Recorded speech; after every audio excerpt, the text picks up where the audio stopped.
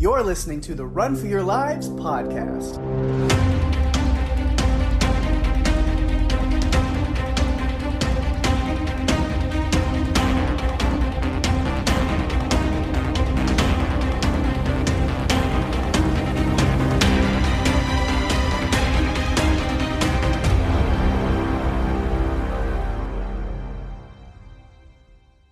Hey everyone, welcome to the show. I'm Daphne. And I'm Pake.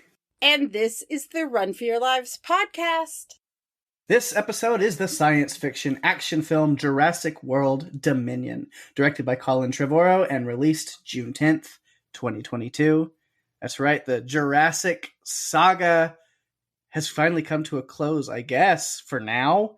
Here, we haven't covered all the Cretaceous stuff. Maybe we'll get back to that. But we've wrapped up. We're current. And we're also going to do something a little extra fun with this latest installment of the Jurassic saga by bringing in another big dinosaur Jurassic super fan that we know. You've heard me plug his stuff a million times from the Watch It in the 80s podcast. Please welcome Damian to the show. Hey, thanks for having me, guys. Long-time listener, first-time guest. Yay! Yay! It's good to be here. Thanks for inviting me. This was Jurassic saga indeed. You know, fan since the 90s and loving the new movies Jurassic World, and I was looking forward to this. And I'm happy that you guys had me on. Of course. We're really glad you're here. We had to wait for the right movie. And I think this is the right movie to bring you in for a discussion. Let's hope so. Yeah, this is going to be an interesting conversation because I don't think any of us three know how the other two feels about this movie because we have not talked about it. Since it came out in theaters. We've been very secretive. Like, did you see it? Yep. What did you think? Not telling you until we record in a couple months. Like, yeah, it's not fun because I want to talk about this with Pake because we do talk about movies, and it's hard when it's one we're going to cover because I can't either gush or say, oh, I'm disappointed or whatever.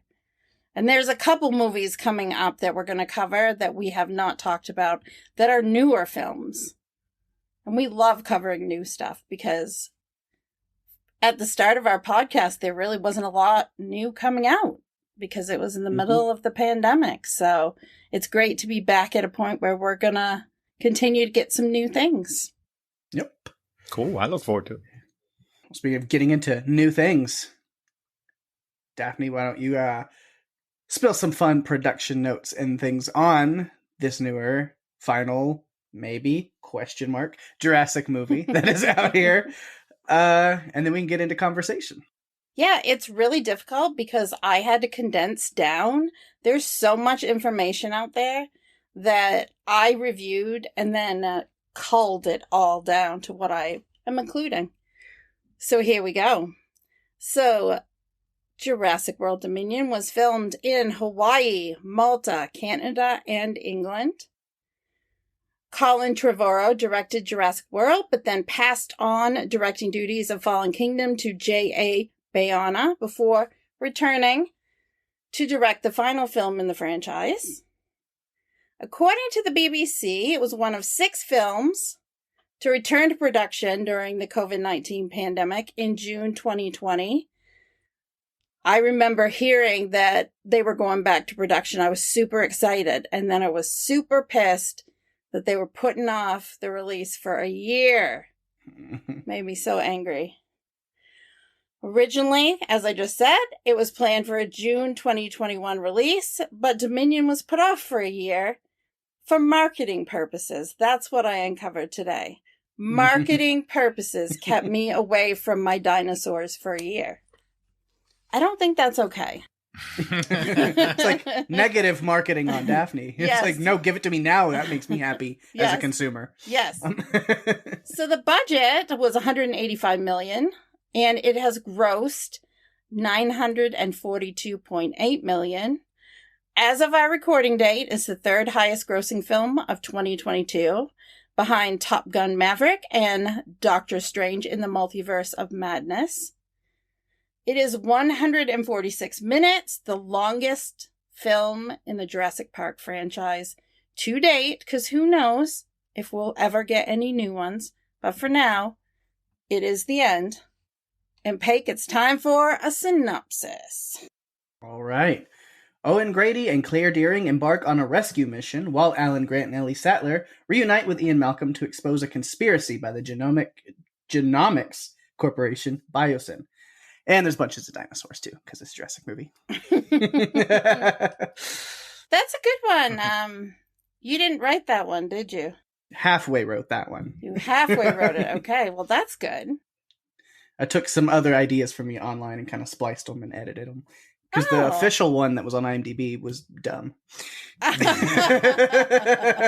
happens sometimes. Yeah. Yep, and when that happens, Pake does his own thing. He goes rogue and creates his own. Yep, I've grown to appreciate it here at Run for Your Lives. You just never know where the synopsis is coming from. It's like a surprise every week. Mm-hmm.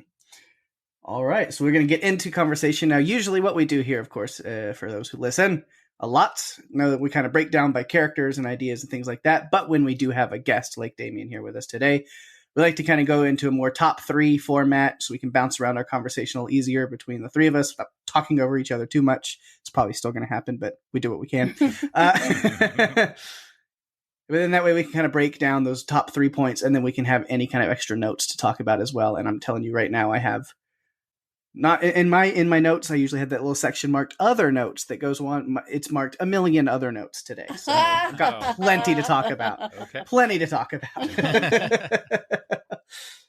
But we'll jump into that with the number 3s. And we have to start with our esteemed guest, of course. So Damian, why don't you kick it off with your number 3? Oh, okay. Well, thank you very much. And actually, my number 3 is a character. I hope that's okay. The first, topic 3, I guess I wanted to talk about is I wanted to dive right into Maisie Lockwood. From what I gather, and I guess you guys probably gathered the same from seeing the movie, we're 4 years past Fallen Kingdom, I believe. Yeah. Mm-hmm. Yes. Yeah. So she's about 14. I think they actually mentioned that in the movie that she's 14. So, the last time we saw her, she was a cute little girl in Fallen Kingdom, and now she's quite the rebellious teenager, all the way down to storming off during lectures and giving the good old double bird to Dr. Wu. I kind of got a kick out of that. She just, she's been stuck in that cabin the whole time for her protection, of course, because people are after her, because she's the clone she's a clone. She's even more rare than all the dinosaurs that are going around. So, and she's never been allowed to venture past the bridge. But we kind of get the feeling she goes to town every once again. In fact, we see her go to town, to that construction site when she hears the dinosaurs or something attracts her that direction. But basically, Owen and Claire, and I'm not going to get into them too much, because I'm sure we'll get into them later, but Owen and Claire have just played like the parental role since Fallen Kingdom. And in fact, a little later, she actually refers to them as parents. So she doesn't really see the world or any other people. She's just been isolated for these 4 years outside of her little trips to town. All she knows of herself is that she is Charlotte Lockwood's clone, but she doesn't really know who Charlotte Lockwood is. So she's basically lost her individuality. She never found her individuality, which once you hit the teenage years, that's kind of what you're supposed to do. So she's kind of just like lost in the moment, almost like the dinosaurs, the way the dinosaurs are out there and they're kind of lost, just kind of making their way. In a way, she's a little lost herself, but she's not roaming free at all like they are. She's quite the prisoner, at least she feels. But, after she's kidnapped and taken to the Biosyn facility, she learns that she's actually Charlotte's daughter. Spoiler alert. Which I'm assuming you didn't give the spoiler alert, but I'm assuming people have seen this movie if they're listening. They're listening at their own discretion and own. But I thought that was an unexpected twist. Not saying it was good or bad. I mean, maybe you guys have some insight later that you'll get into. But just after that point, and she realizes, hey, I have a mother. She kind of starts finding a new identity. And she had a moment when she was talking with Ellie as well. Mm-hmm. And Ellie was letting her know, hey, I knew your mom. She was brilliant with a conscience, which I thought, hey, kind of sounds a lot like Maisie, because Maisie has that bit of a conscious thing too. Because remember in Fallen Kingdom, you know, she was the one that let the dinosaurs out because she didn't want them to die. So, you know, so she's getting information about her mom, and you can tell she's just kind of changing throughout the whole movie. And then when she eventually reunites with Claire and Owen, you can tell she feels differently about them too. They're not just her keepers anymore. They actually they came to save her, you know. And there was a moment when they were trying to get Beta later in the movie, and I'm sorry if I'm going in all sorts of different directions, but this is all about Maisie.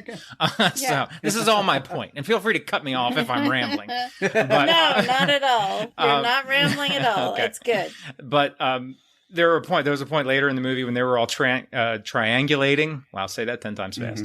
Around, and you know, Maisie kind of took the lead, and she was like, "Eyes on me," with her hand up, just like Owen does. You know, and he, you know, I remember in Fallen Kingdom, she was watching the videos of Owen working with the Raptors when they were young. So she probably pulled from that.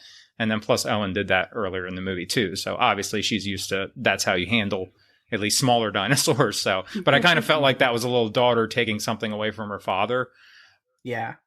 So yeah, so just basically by the end of the movie, she seems happy with the answers that she found, and she can, you know, go on living, you know, life. Now that she knows that she has a mother and she has parents, she accepts Claire and Owen as her parents. At least I think so. You know, they're eating s'mores at the end. So, I mean, hey, you know, you eat s'mores with a couple people, you're like family, right? So, and like, oh, I know. Right before that, I'm sorry, I jumped to the eating s'mores at the end, but actually a little before the end when they were at the airstrip and the medic was working on her hands, and she said something like, "We'll fix this up and we'll send you to your folks." And she looks at Owen and Claire and just gives them this look, and they look back, and it's like no words are said, but you can kind of tell in her eyes she's like, yeah, they are my folks. So it's just, you know, that was just such a nice moment between them with no words. So I mean, long story short, which it is long, but anyway, that's basically my number 3. My first takeaway was just Maisie and how different she was in the beginning of the movie, but then how she kind of came back almost down to earth and became more of, I don't want to say down to earth, but she came into who she was, and I think who she is going to be and who she was meant to be. Yeah, it's definitely a story of self-understanding and self-acknowledgement and learning who she is and coming to grips with the person that she wants to be versus the person in quotation marks that, you know, she never knew who she was, and being able to put those pieces together and really trot her own path is definitely a good coming of age story told in a unique way through the form of a genetically altered clone girl. Yes. I have to agree, because Maisie was my number 3. Oh, really? Yeah. Perfect. Well, because I feel like she went on, like you said, Pake, I feel like this is a journey of self-discovery for her, because she doesn't even think she's a person. She has that conversation early on with Claire, who's trying really hard to be a mother figure for her. And she has this conversation with her where she just says, you know, she's nobody. She's not a person. And your heart sinks when you hear that, because you know that this is a kind-hearted teenage girl who does have a conscience, like Damian said, who really doesn't know where she came from, where she belongs. And I feel like the 3 of them started disconnected a bit, and they really became a family throughout this adventure. Maisie was genuinely surprised that they came for her. Mm-hmm. She didn't think that they would. And I feel like that was one of the big connectors for them. I also feel like the conversation she had with Ellie and also Dr. Wu, who basically introduces Maisie to the fact that Charlotte is her mother and carried her, and that she's not an experiment because her mother really wanted a child. Mm-hmm. And then Ellie adds to that after with these stories about her mother, and I think she starts to connect with who she is. So I have to agree with everything you said. Yeah. All right. That's about it. Yeah. And that was your number 3, so that makes it quick for me to get to here. I'll take it in a little bit of a different direction with my number 3, and I'm just letting my inner 9-year-old soar. Because my number 3 is just, in the words of Mr. DNA, dinosaurs. So, just want to, just nerd out and like I said, just like a little kid, just, oh my God. And then what happened was, just talk about all my favorite like little dinosaur moments and some of the really cool dinosaurs we saw. And then of course, this is a Jurassic movie that we're covering. So, I have my full list of dinosaurs that made into the movie. And I figured we can save it as a extra note later, or I'll just make it part of my number 3 and get it out of the way. And we're just doing the dinosaur list because it's coming. Everybody knows it's coming. So I feel like you should go through it now because I want to hear it. Yeah. All right. So dinosaur moments first, list first, because I'm doing both as my part. Okay. Which one? Dinosaur points. Dinosaur points first, and then I'll end it with the list. Perfect. So the movie starts off with a Now This report, of course, about the dinosaurs in our world. And it gave us a quick little recap of the last 2 movies' main happenings, showed footage of dinosaurs out and about. And then we see, of course, that there's like this black market that's been created for the dinos. And we even got a little bit of footage from the short film that came out a few years ago, Battle of Big Rock, which was pretty cool that they included that in there as well. And then this kind of cuts into a different point. But so enter the new biogenetic scientist wanting to use dinosaurs and what created them for quote unquote good. Clearly, he's not going to be the bad guy, right? Anyway, we'll get to that. Peg, are you talking about Dodgson? Maybe. I don't know. We'll just have to see.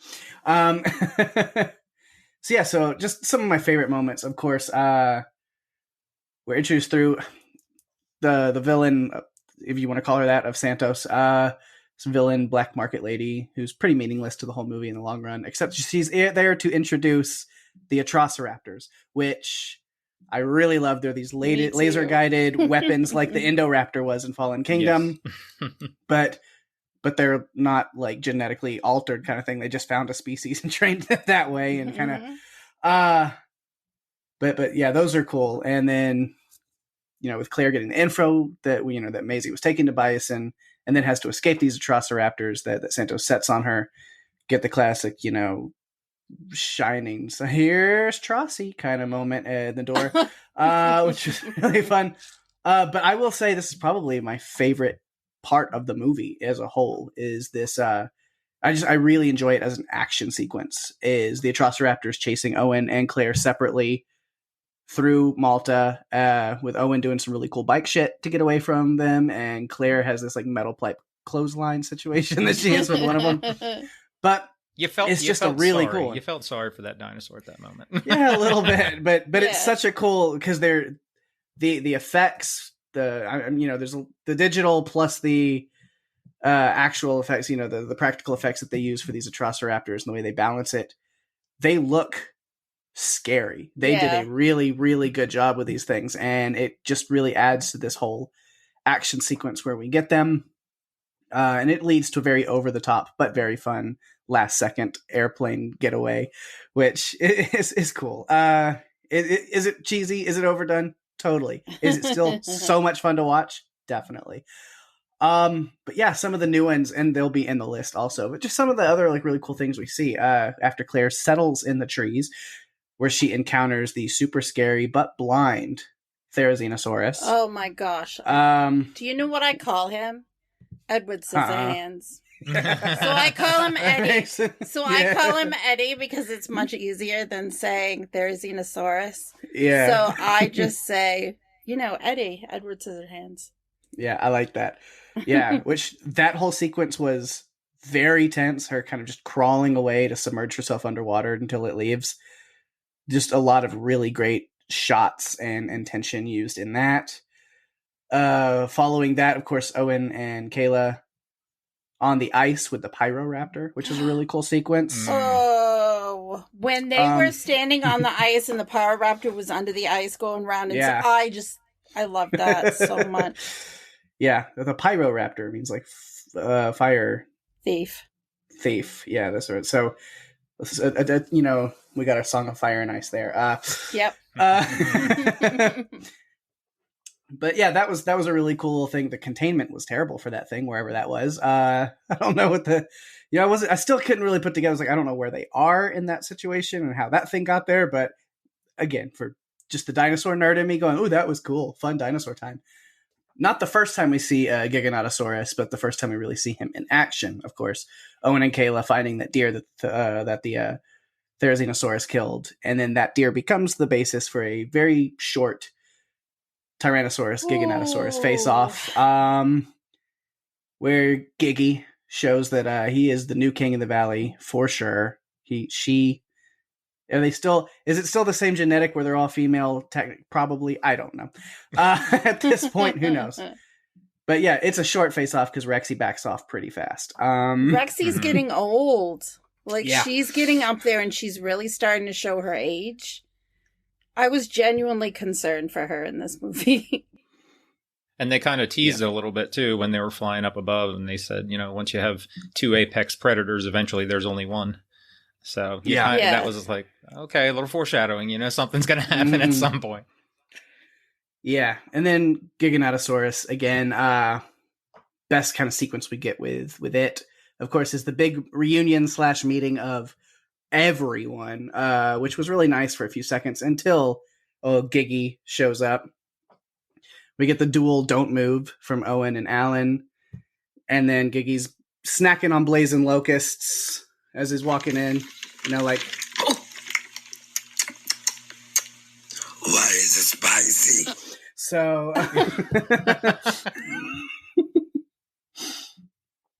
just flaming hot locusts. And so, of course, then to escape that, they need to get high. Not like that. I don't think that would help anything. They need to elevate themselves into the trees, into the structure of the lab up there. It was a cool but really tense moment with the Giganotosaurus biting the caging around the ladder as Maisie is trying to climb up to where she would have to climb up through the mouth. But of course, she's too scared to do that. And luckily, it just pulls the caging away and she scurries the rest of the way up. Malcolm is able to distract it with his new bug-based flare that doubles as a flaming spear. And then we get a team effort of tranq dart, knife, taser attacks. And they get the thing to piss off for a little while. And then Wu appears with his plan again. Maisie vouches for him. They're all suspect of him, and then they got to get to the choppa, and they struggle with that a little bit while Rexy and Giganotosaurus are fighting. Giga takes out Rexy for a little bit, and then circle back around to Therizinosaurus, who is there to help Rexy out and take out the Giganotosaurus for good, Wolverine style.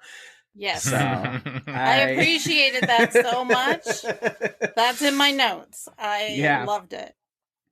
So I think, so my favorite moments, of course, are going to include kind of some of the newer additions to the Jurassic franchise, some of these newer dinosaurs that are really interesting to see on screen now. Some of them just like, man, that's, some of them are like, I didn't know they're going to go there. And I still have a few more that are kind of in extra notes and stuff I'll talk about, I'm sure, that are other moments. Quetzalcoatlus was probably one of my absolute favorite dinosaurs when I was a kid. So that was incredible for me to see on screen. Like I knew as soon as the big shadow came, I was like, oh, they're not doing it. And then, I was so happy. But yeah, so to wrap it up, dinosaur list. Let's get it out the way. Let's do it. This is the longest one, for sure. It makes sense, though, because this is the longest movie, and it's the end. Mm-hmm. In, air quotes. Yeah. They, so dinosaurs / prehistoric creatures list in alphabetical order, and then ones that were filmed, added in digital or maybe had puppets or something, but we ended up cut and did not make the final cut of the movie. Yes. So of course we see Allosaurus, Ankylosaurus, Apatosaurus, a Troceraptor. There's 4 of them, and they have their own names. Ghost, Panthera, Red, and Tiger. And you can get them all in pop figures. I don't have them yet. Oh, gosh. But I have a Mosasaurus. I think that counts for something. It does. Yeah. We got Baryonyx, Brachiosaurus, Carnotaurus, Compsognathus, Dilophosaurus, Dimetrodon, Dimorphodon, Dreadnoughtus, Gallimimus, the giant locust. There's a giant lamprey somewhere in there. It's in the list. I don't know where that was at. But it's listed. Giganotosaurus, Iguanodon, Lystrosaurus, whose name is Leonard. That's the little creature that is in the little fighting pit with the baby Carnotaurus where Delacourt falls and it's nomming on his arm. There may or may not have been loud cheers from me when that happened. There's a Microceratus, a Moros, Mosasaurus, Nasutoceratops, Oviraptor was in an extended edition.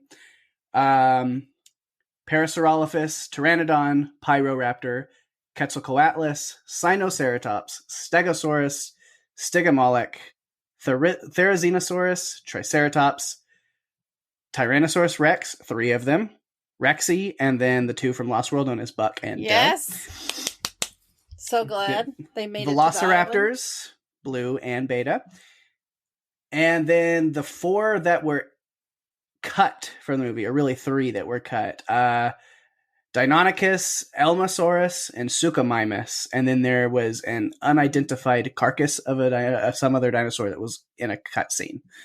So that's quite a list. Yeah. I had a feeling. Yeah. I had a feeling this was the most dinosaurs in any of the movies. The most different species of dinosaurs.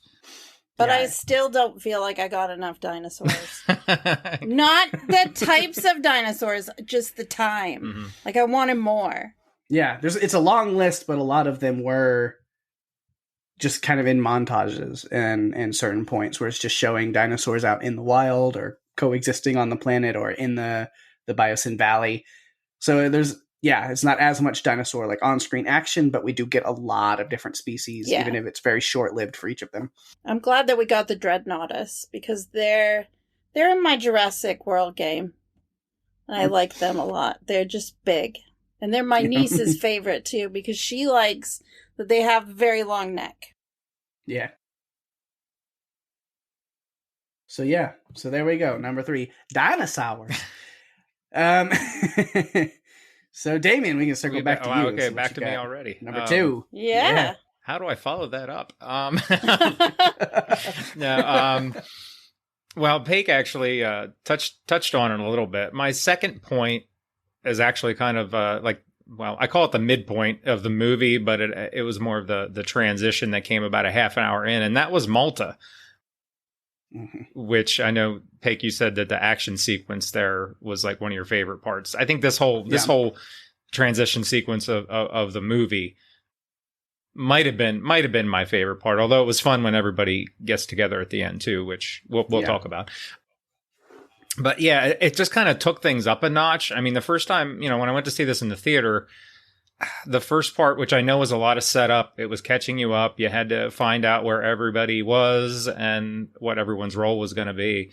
The first time I thought it dragged a little, but after watching it several times, I don't mind it as much. But once you get to Malta, it's like things jump up a notch, and I really liked it. It almost seemed like to turn into a whole different movie. Not saying I wanted it to be a different movie, but, you had the undercover agents, they had poachers in the underbelly of the illegal dinosaur trade market, like you said, the black market. And it just basically felt like a spy movie with dinosaurs. So it was kind of like really cool. It was just a switch because there was a lot of, there was intrigue too in the first part, but, the first half hour, but it was a lot of drama and setup. And this was just really diving into the action and heating things up and taking the movie where it was going to go from there. I love the fight in the underground market, which you talked about. What was the name of that dinosaur in the pit? The one that kind of looked like a turtle? That was Lystrosaurus. Yeah, every time I see him, I was like, my gosh, it's like a turtle, but a baby hippo. I don't know, but it was so cute. It was so cute. It's like, I want one of those, but yeah, so the fight there with Owen and the poacher, and like Daphne said, when the poacher got what was coming to him after the bus, that was pretty good. And we met, you mentioned Santos a little bit, who, yeah, she didn't have a big part in the movie, but she was not a nice person. She sick. Would you say sick? I don't know. She didn't suck. No, she released. Let's go with release. She released I jotted this down. The Atrociraptors. Is that correct? Mm-hmm. Is that what they're called? Yes. Yeah. The Atrociraptors. She released them on our buddy Barry. Barry's back with his fellow agents. That was pretty cool to see Barry again. And he got a nice little action sequence too in that part as well. When he was trapped in the boat, when he was trying to get away from the one particular Atrociraptor, it reminded me of when he was trapped in the tree trunk in the regular Jurassic World. You guys remember that when like Blue was like on top? It was like, it almost felt like the exact same thing. I don't know if they did that on purpose, but I don't know. I could be reaching. There's a few things in this movie where they mirror earlier. It felt like they would try to pull a little bit here and there, but not shove it right, flat out copy. But that was like a moment where I was like, oh, Barry's stuck in a tight spot again with the dinosaur getting ready to eat him. And of course, Claire, like, she was huge in this, in her pursuit of Santos. She was a true MOM, the mom on a mission. She loved, I love when Santos was swinging the knife in that kitchen to slash her, and Claire tased her, and she was like, you don't use that on people. And I'm like, what, are there rules to fighting to the death? I mean, you were just trying to cut her open. I think you got off easy with the tase across the room. So I thought that was funny. But and you touched upon the chase in the streets, with the motorcycle, and then Kayla, who's an awesome character, by the way, which I'm sure we'll talk about her a little bit, but she came to the rescue. She saved Claire and then took them to the airstrip.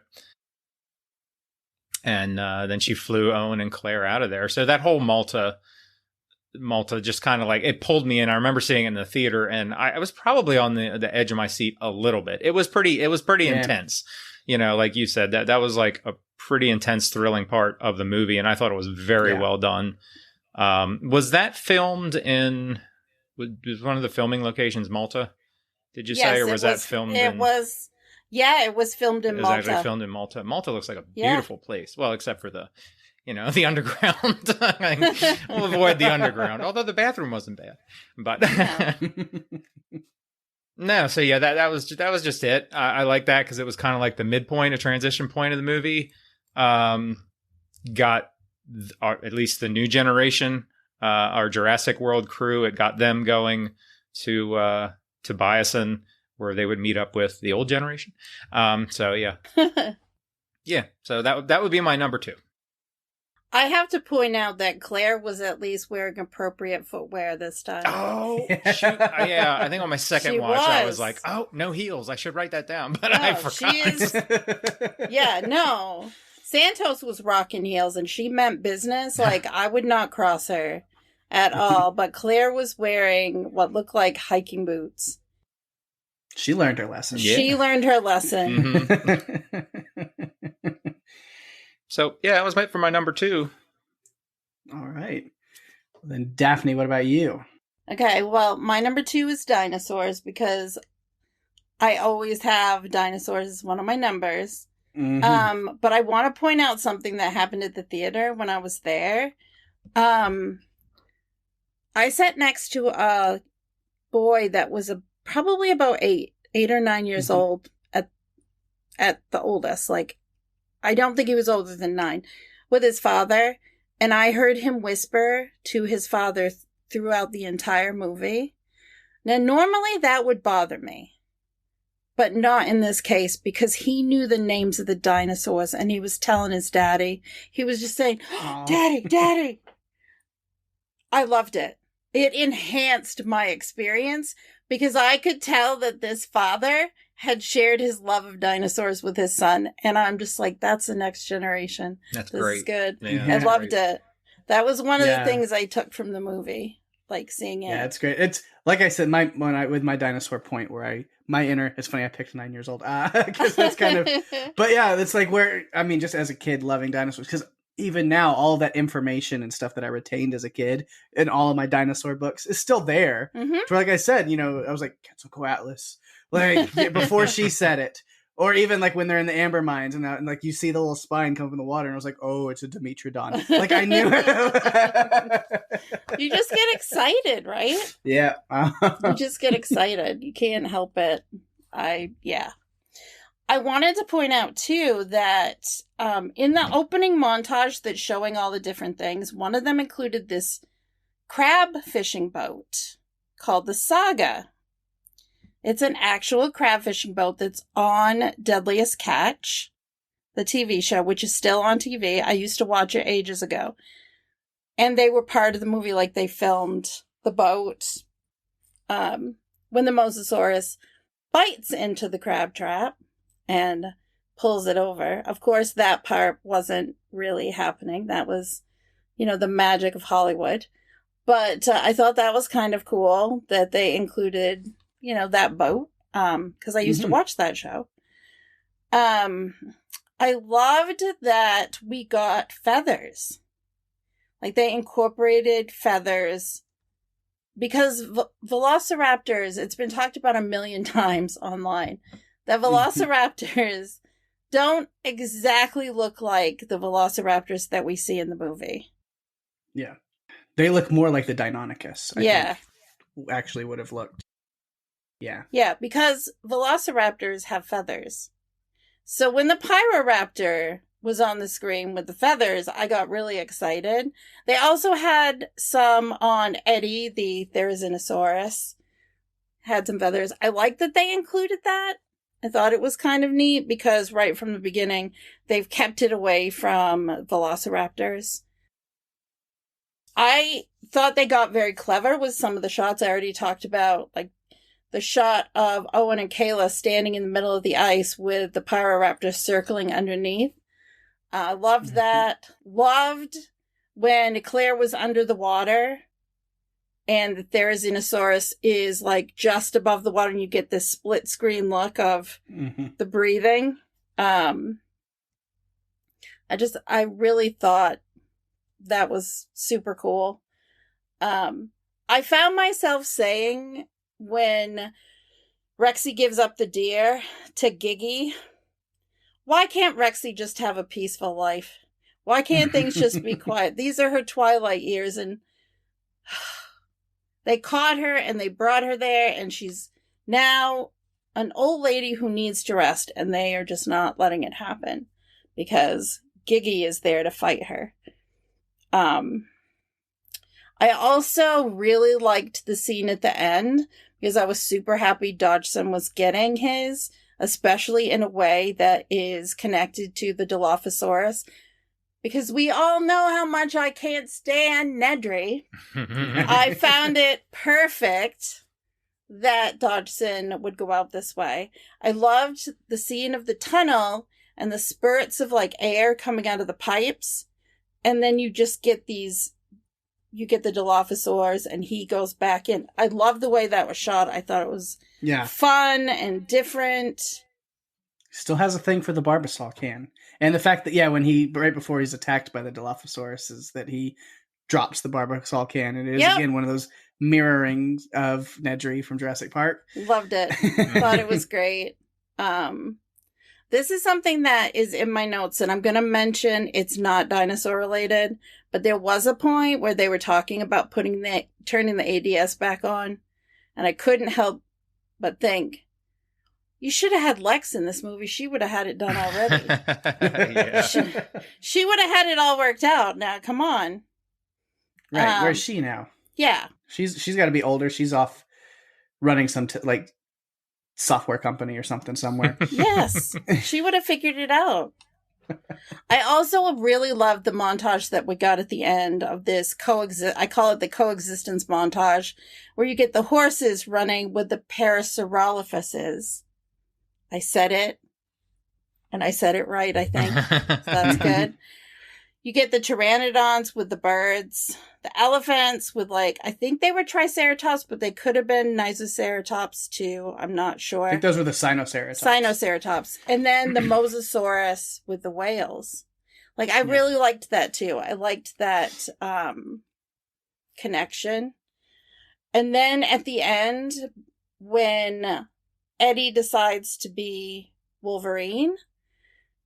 I feel like Rexy was laying down on the concrete and wakes up and is like, okay, you're stealing my thunder. This is my gig. I'm supposed to be doing this. I come in and save the day, not you. But they kind of did it together, so I thought that was cool. Yeah. I think I did find it funny. I think the last thing I'm going to say is I did find it funny that when Ellie and Claire went to take care of rebooting the system or adjusting the power, all the bugs looked like they were dead until the system was rebooted. And then it was like, okay, they were just having a nap and now they're awake again. Yeah. I don't know. They just decided to have a nap. So yeah, I just really enjoyed, those are things I really enjoyed because I'm all about dinosaurs anyway. The plot is almost secondary. So I enjoyed this. And I got to see it in IMAX, which I thought was great because I really felt like I was there, like so close. So it was cool. Nice. But that is my number 2. Cool.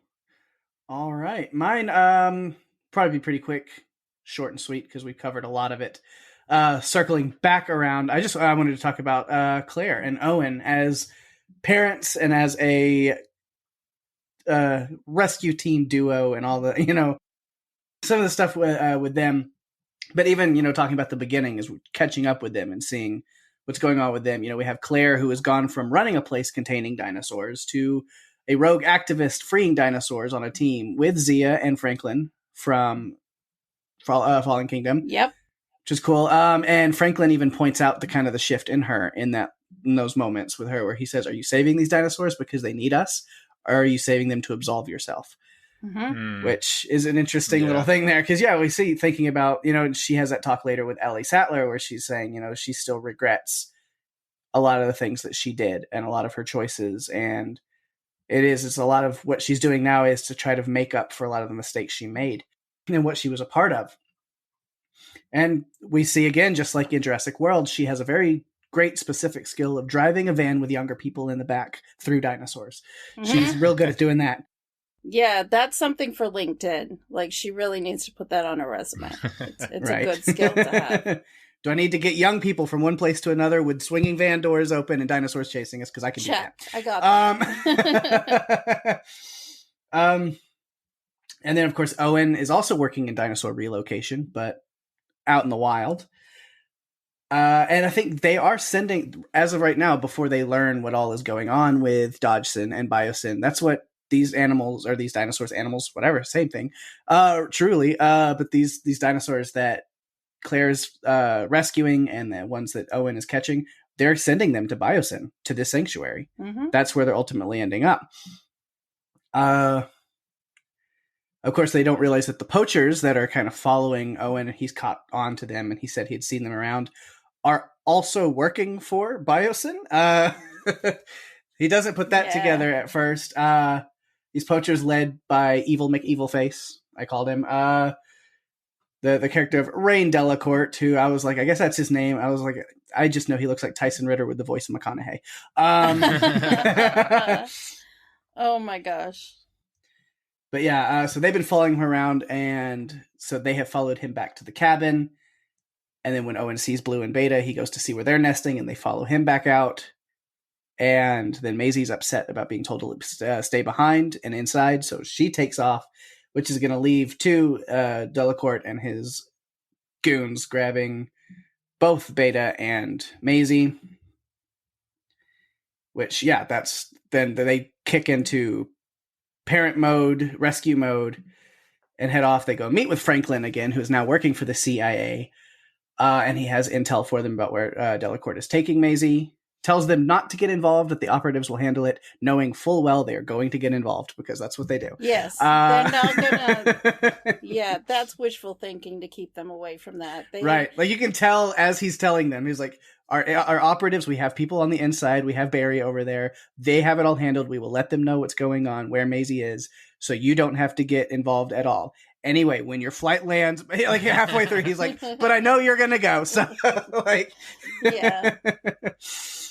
Yeah, I like that they included Franklin in this. I feel like sometimes when movies are done, they throw these characters in and they really have no connection to anything, but they put them in for nostalgic reasons. I was a little concerned that might be what's going on, like, with Franklin, but I feel like he filled a good role, so I was okay with it. Yeah, he seemed to grow up quite a bit in the 4 years. Mm-hmm. He was a little, skittish computer guy. And he seemed to really toughen up quite a bit. Yeah. And it would have been nice to get a little bit more of, is it pronounced Zia or Zaya? The other, Zia. Yeah, his partner there. It would have been nice to get a little bit more of her. It feels like that was just a little cameo shot for her, but I know with the length of the movie and the other screen time for the other actors, but it was nice seeing her again, though. Definitely. Yeah, and so Barry is the French intelligence. We'll talk about they go over there and meet up with him. And again, Barry is very much like, our operatives are going to handle the thing, so you just kind of stand by. You can help out with watching over. And I know he's telling this stuff to Owen, again, the same as Franklin, knowing full well, but you're going to get right in the middle of it, and I know it. So, because that's what you do. And then the underground black market we've talked about several times, with sales of dinosaurs, the fighting pits, roasted dinosaur even, all the things going on. And that's where Claire runs into Kayla, which Kayla is an interesting kind of idea of her being the pilot that brought in Beta. And then when she is making that exchange, she sees that Maisie was also part of the exchange from the same people. And you can see immediately she has this look of like, no one told me I was going to be dealing with human trafficking. What is, that's what these people are doing. And you see that's like the first little cut into what she's doing. And then when she meets up with Claire and sees the picture of Maisie and those things kind of together, even though she says that, I'm not going to get involved, and walks off, then clearly it eats away at her, and it changes her mind pretty quickly.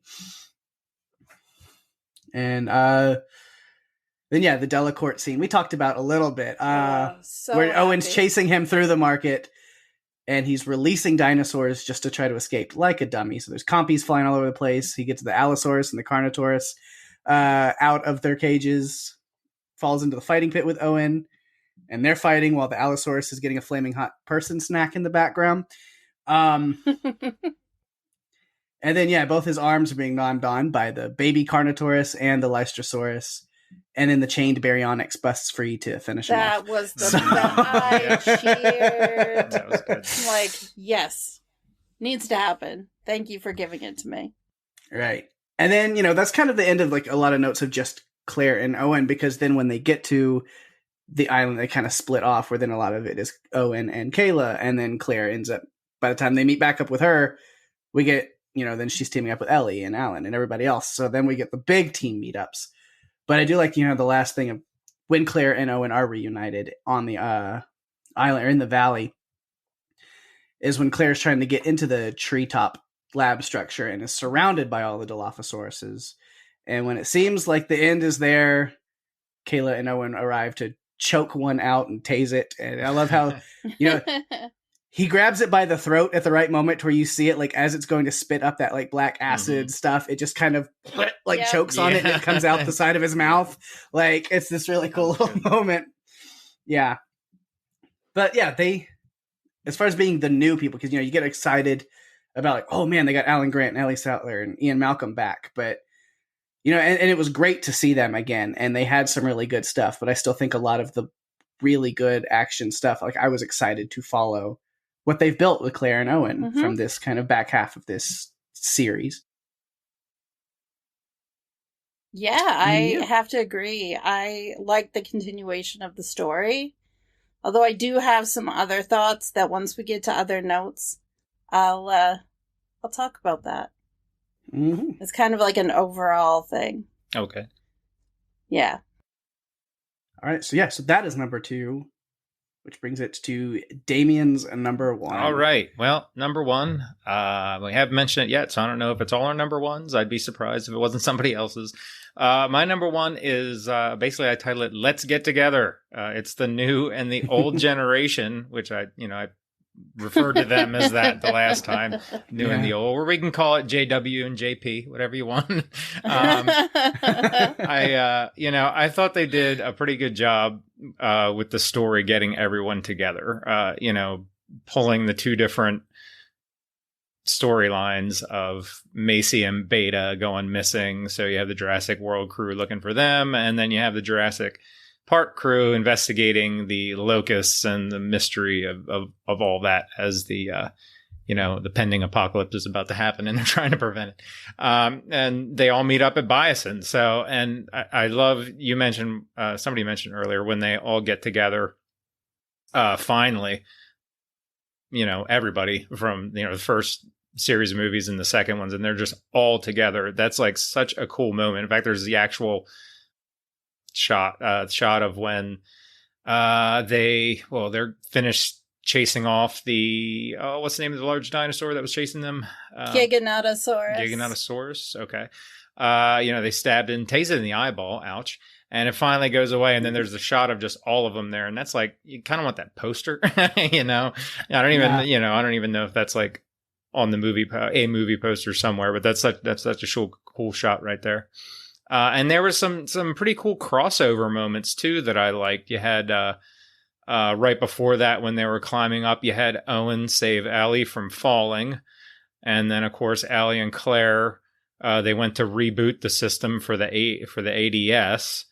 So that was pretty cool. They were pairing up, and of course Alan goes off with Owen and Maisie for Beta, which is kind of funny because remember, raptors are not his favorite. But he still goes.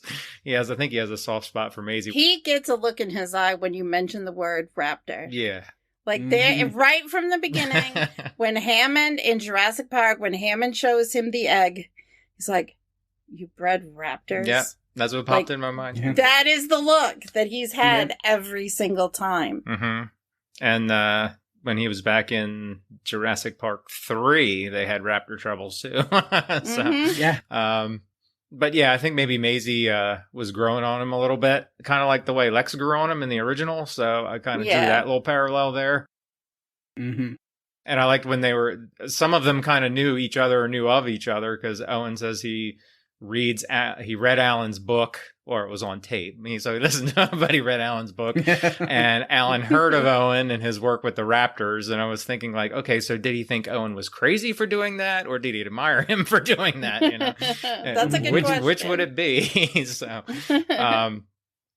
but then, and I love that they just all worked together to get out. And even Dr. Wu came along too. And it was quite a redemption for him. I know he had a lot to make up for with all the other stuff he was doing in all the other movies, but he definitely wanted to fix this locust catastrophe that he helped create anyway. So that was nice that he actually came along in the end. So it was nice that he got a little bit of redemption there, and I'm happy they all survived too. Because I don't know if I was talking to you, Daphne, or something. You were nervous somebody was going to die. I don't know. I feel like how could they possibly let us get through this film without someone dying? But there was also something interesting I just thought about with you talking about them connecting. In the first 3 Jurassic movies, there wasn't the consistent thread of, well, these are the main characters and they're in each of the first 3 movies. Right. Like Ian Malcolm was in the second one. And then in the third one, Sam Neill came back. And I said Ian Malcolm, but yeah, you know what I mean. Mm-hmm. Anyway, in Jurassic World, we had Claire and Owen right from the beginning. Right. Like, we've had 3 movies to really, that I feel like maybe is a course correction, or they just decided to build off of these characters right from the start with Jurassic World, where we didn't get that originally. Yeah, you make a good point. And that's actually, that was another thing that was great about it too. I mean, let alone the 2 separate generations coming together. It was just nice to see, Ian Malcolm and Ellie Sattler and Alan Grant back together again. even though they weren't particularly. I think Grant and Malcolm weren't particularly fond of each other, but but at the end, hey, I think they were all getting along once you survive that. So trauma bonding. Yeah, right. Yep. And the other thing was I loved how the music score would change depending on who would be on screen and what that particular moment was. Mm-hmm. I know I didn't pick up every single one, but there were just a couple different ones when the Jurassic Park crew, there was the Maisie reuniting, and she was hugging Owen and Claire and everything, and then the other three came out from behind the truck, and that you had that score playing, and it was like, oh my gosh, this is so freaking cool, so that's kind of my number one. And I don't know if it ties in with anybody else's, but I felt that was obviously what we were all looking forward to. At least I was looking forward to in this movie to see was how everybody was going to come back. Were they just going to be little cameo shots, or whatever? But they were in it for the whole time. They were a major story point. So I loved it. I loved how they worked it in there. Yeah, actually, my number one is reunions. There you go. Nice. I want to start by talking about two very different trips to Biosyn. You have Ellie and Alan, who they have a plane to take them there, and then it's this cool transition of everything is easy for them to get there. Ian gives them what they need to go down and do what they need to do downstairs. And then you have Claire and Owen, and it's just basically a pandemonium way of getting to Biosyn, where it's Owen barely getting on the plane, the plane falling apart, all of the stuff that happened with Claire taking the jump seat out and parachuting into the trees, and her little visit with Eddie, and then the Pyroraptor with Owen and Kayla. Like, they had a very different trip to Biosyn. It was almost like, hey, here's the easy way, and then here's like, if you want to get there, here's all the crazy things you have to do to get there. Alan Grant has always gotten the easy flight in. Always. All 3 times he's shown up. Yep. Yep, it's been simple. And then with the Jurassic World crew, it's pretty much always chaos. It's always they chaos. Keep those themes. So I wanted to point that out. I feel like those are two very different transitions of how the characters got from point A to point B. And I mean, Beta and Maisie, they kind of had an easy-ish way. Other than, despite being kidnapped, I mean, that was horrible. But I mean, their way was not the way that Claire and Owen got to go. I mean, that was... So many things could have gone wrong. So many things did go wrong. It was just a mess. But I appreciated so much the nostalgia in this movie of getting to see Sattler and Grant and Malcolm together again. Because we haven't seen that. And it's been almost 30 years since the original movie came out. You got Grant and Sattler briefly in the third movie. Mm-hmm. Ian Malcolm was in the second film with no one else. Other than Lex and Tim, who had the briefest of cameos at the very beginning. And Hammond. Yeah. So this was really the first time to have all 3 of them back together. And I thought it was interesting. I liked the Ellie and Alan connection. I liked that she showed up and was like, oh, you want to go? You want to go. I mean, you could tell he wants to go. And at the end, he's talking about he's going wherever she goes. Yeah. It's like, okay, that's how it should have been about 30 years ago. But you guys, little mistakes along the way. But now, it's working out better. And then Ian kind of getting a partner in debauchery with Ramsey, who was a new character in this movie. I really liked him. Oh, I thought he was a good character. I like that he was the one who came up with what was going on, and he brought it to Ian Malcolm and not vice versa. And so they kind of worked together to make things happen. And I guess debauchery is not the right word, but Malcolm's involved in so many different things that are not always good, as far as I'm concerned. So I really liked Ramsey as a character. I thought he was great.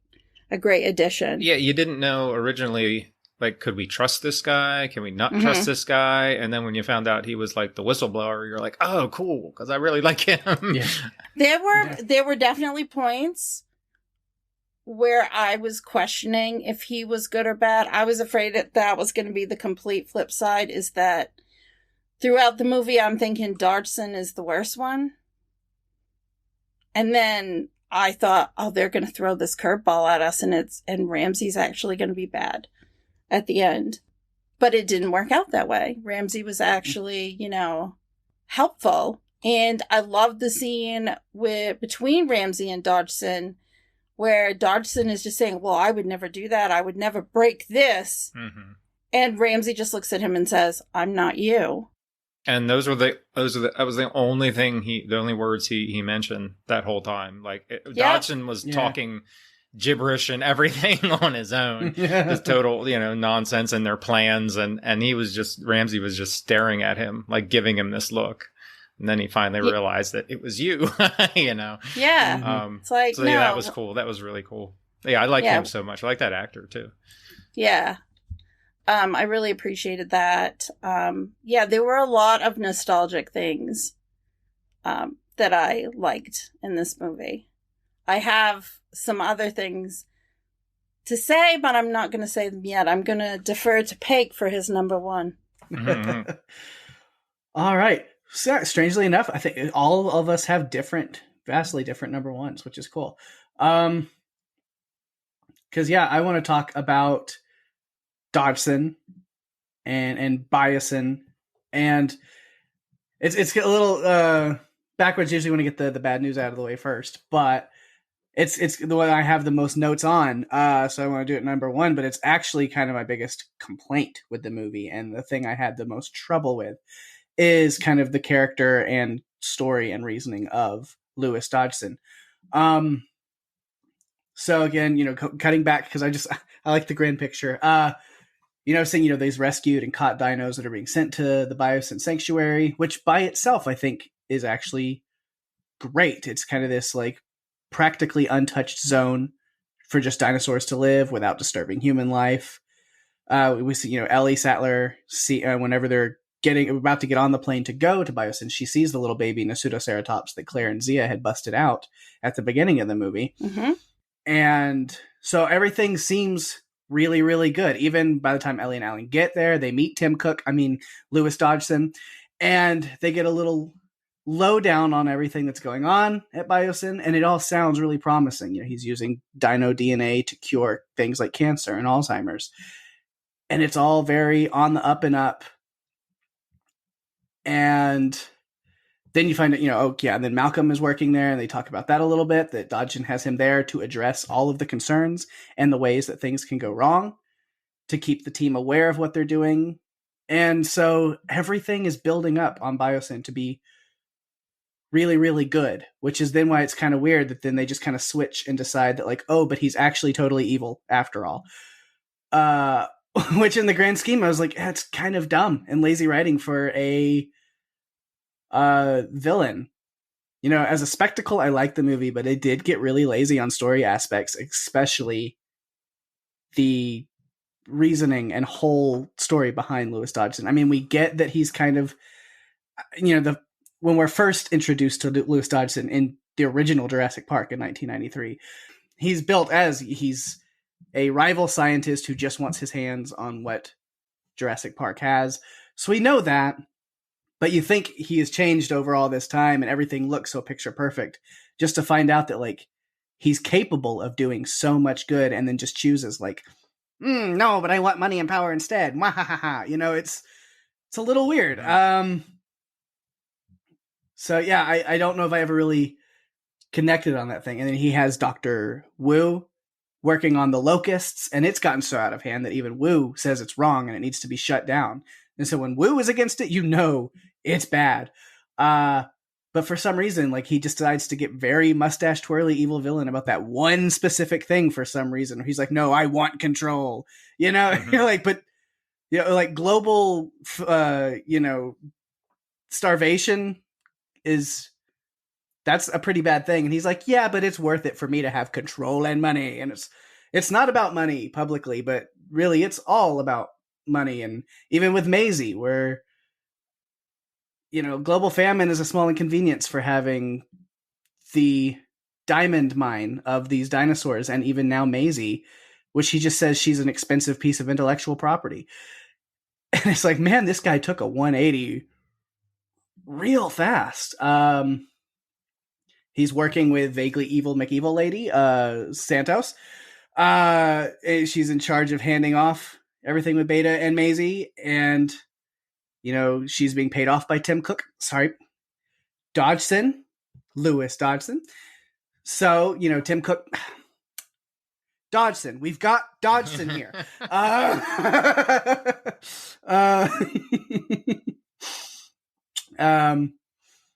Anyway, he you know, it's his idea. He's like these little evil things. He turns off the ADS, the aerial deterrent system, which brings the arrival of the Quetzalcoatlus that I really love. So I guess I'll thank him for that. But yeah, but it's crazy, you know. But he's doing these things where he's like knowing, like, oh, you know, the whole time like it's the girl's parents, and he's like, well, then we should kill them. Like, it's very like, take them out. To where even, you know, oh, we found out that Grant and Sattler got a hold of the DNA sample, and they're on the Hyperloop. Then shut it down and trap them in the mines, and I don't care what happens to them. It's like, man, this guy, when he wants to be evil, decides he's just going full-on supervillain. Well, Malcolm said that he's running toward extinction and he doesn't care. Yeah. Because he can't stop himself. He's so addicted to it. Weird, like, left turn. Yeah. And whenever he finds out about that, he just fires Malcolm, which I guess is better. He's coming up saying you're fired, because at that point, as many evil things as he seemed to be okay with doing, I thought he was just going to grab Ian Malcolm and throw him out the window, like down a bunch of stories or something, just like, and he's gone. Like, but it is funny. He didn't suspect Ramsey at all the entire time, and until that turn at the end that you were talking about, which was really cool. And then Tim Cook Dodgson sets all the locusts on fire to kill them. And they break containment, and then fiery bugs descend upon the valley. Wonderful. All of them crispy critters. And then he doesn't want to, but his technicians and his people up there on the computer do talk him into using the brain signals to herd all the dinosaurs away from the fires into this emergency containment area, kind of more into the main campus area of Biosyn, which of course ends up being exactly where the group needs to go to get out of there on the helicopter. For fun. And I talked about, his end with the Barbasol can. Still has that thing for that. So great. And kind of mirroring Nedry's death there, which, that was fun. And getting, when Claire and Eddie shut the power off to reroute to the ADS, that also shuts down the Hyperloop that Dodgson was on. So then he has to go out on foot to run into the Dilophosaurus. And then, again, so many jokes I had to make about him. But then at the end, I was like, Dodgson's dead. See? Nobody cares.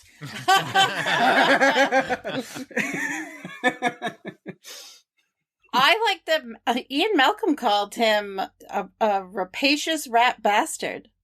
Yeah. When he told him that Prometheus, they were talking about Prometheus, and he said, Prometheus got gored, so will you rapacious rat bastard. Ian Malcolm, his dialogue, no matter what is going on in the movie, his dialogue, I think, is always on point. Oh, yeah, definitely. His I is. agree with that, yeah. Yeah. Yeah. So I don't know.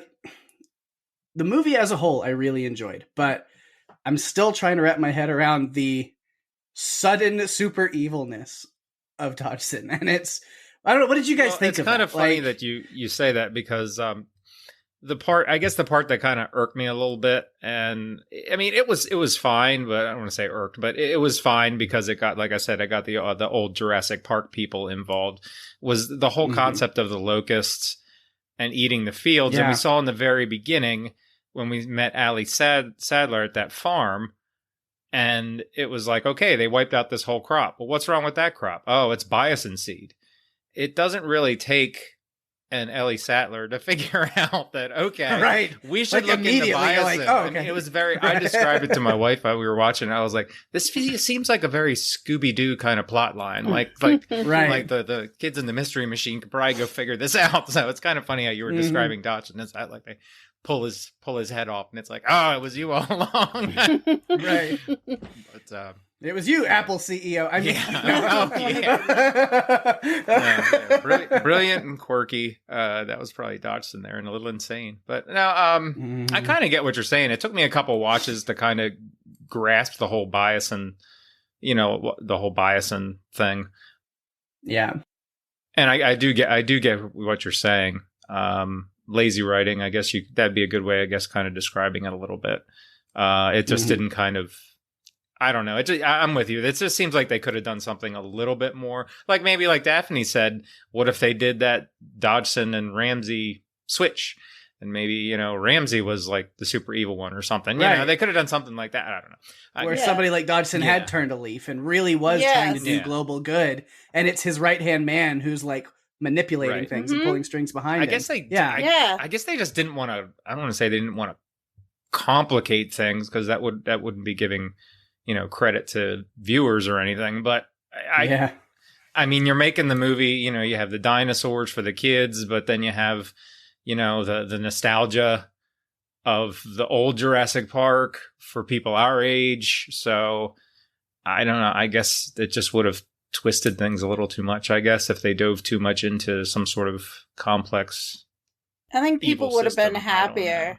If they did? Yeah, if they had switched it up, I think people would have been happier. Yeah. I mean, I was fine with it. I didn't it didn't make me dislike the movie, but the more times I watched it and I kind of, got and understood and everything, what was going on, it takes a couple times when you have companies like Bison and this and everything, I'm still trying to understand like Jurassic World and some of those things that were going on. But, no, I mean, it was fine. Like I said, the locust thing I thought might have been a little weak, but, I put in my notes like, hey, I'm fine if that's how it got them to Bison so everyone can meet up. Okay. I didn't really have a problem with it. Yeah, because that was really my only major complaint, I guess, the movie. I mean, like some of the things are kind of, it is a big nostalgia fest. And there's a lot of, suspension of disbelief on a lot of things.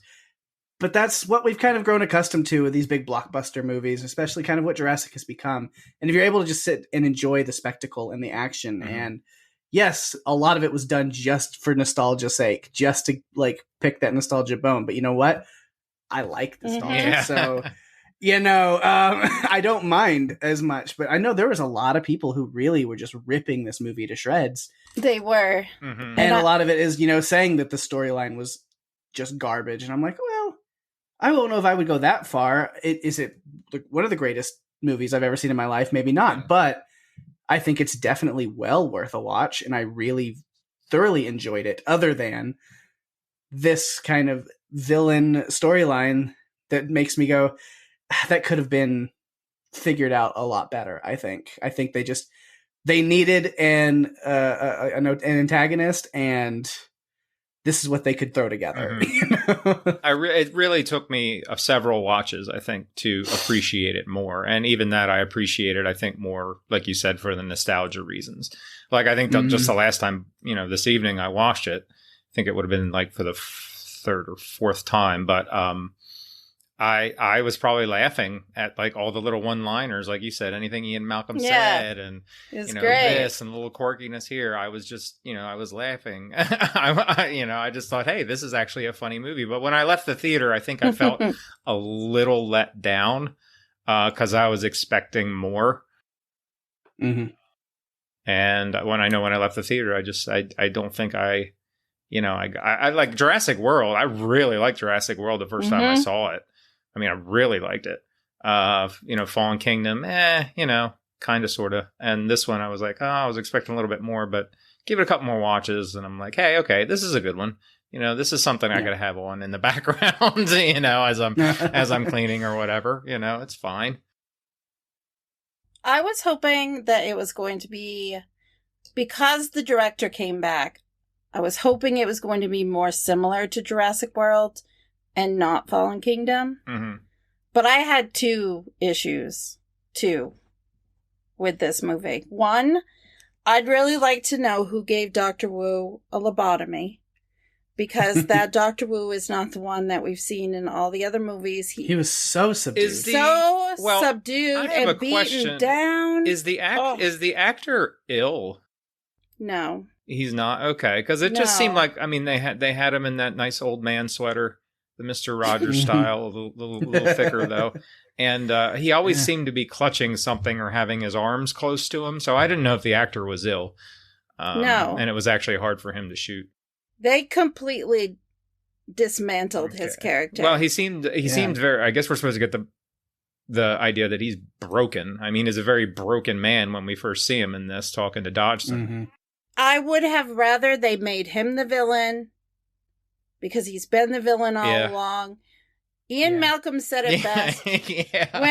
When they were getting ready to go to the helicopter, and Maisie said that her mother would have wanted them to save Wu, Malcolm said, no. Yeah. No. Him? Not him. It's always him. It's because Ian Malcolm's always been involved when Wu has been. He's the strongest through line of the entire series. He really is. And I feel like this was... I'm like, who are you? Where is Dr. Wu? Because you are not him. You are not him. The Wu that we saw at the end of Fallen Kingdom, getting in the chopper. No. What has happened to you? You suddenly have a conscience? No. I don't believe that at all. And my other complaint is the locusts themselves. Okay. Like, I wish they had come up with something better. Mm-hmm. The locusts to me were, I don't know. I just didn't like it. And now that we're actually recording this episode, I can actually say what I think. Mm-hmm. And I've held on to it for so long. Let it go. Let it go. It's not my favorite movie. I did love the nostalgia. Mm-hmm. I loved the dinosaurs. The plot, the locusts. Yeah, I'm with you. And I think in a way all three of us are kind of on the same wavelength. Yeah. Like it's just it's like they nailed the reunion and the nostalgia and the dinosaurs and the action. They nailed it, and then they just missed this part. Mm-hmm. The reason why all that's together and happening, they could have built stronger. So that was, I mean, if I had to rank it in the list of Jurassic movies, oh boy, rankings. We don't do those anymore, Damian. I'm just doing no. This That's on my ratings. own. That's like ratings, or number. Yeah. Right? No. Yeah, we don't do that anymore. You have joined us at a time where we no longer do those. I remember that. But out of the 6 movies, it would be 5 or 6. Like, it's not my favorite. I love Jurassic Park and Jurassic World. Those two are my top 2. Mm-hmm. I agree with that, yeah. This is it better than Fallen Kingdom? Yeah, I guess. No, I'm guessing that's your like 5 and 6 though, probably. Like it's like, and it takes a lot for number 3 to not be 5, or like Jurassic Park 3 to not be 5 or 6 anymore. Mm-hmm. But it is. And I just have high regard for Jurassic Park and Jurassic World. Like those two to me were so iconic. And was I disappointed? No, because I didn't read reviews, but I heard they weren't good. So I took my expectations from here to here. So I wasn't really disappointed like I could have been. For audio listeners, that's a higher raised hand. I was going to say, people. I lowered my expectations before I went in. So I didn't come out of it feeling disappointed. It was kind of like, I saw the dinosaurs in IMAX. I'm pretty happy. That was cool.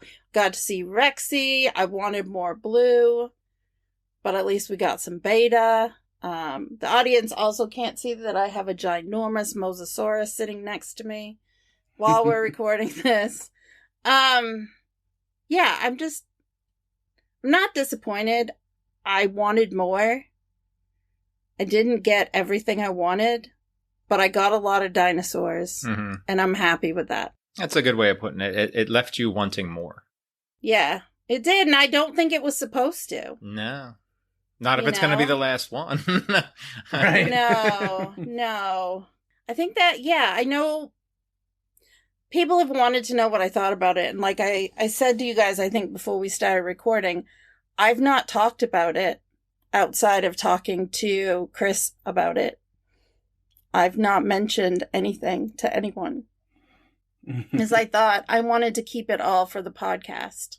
And so I wrote some notes after I saw the movie, and after I watched it again today, those notes still hold true, which is the locusts and Dr. Wu's lobotomy were two things I had, big issue with.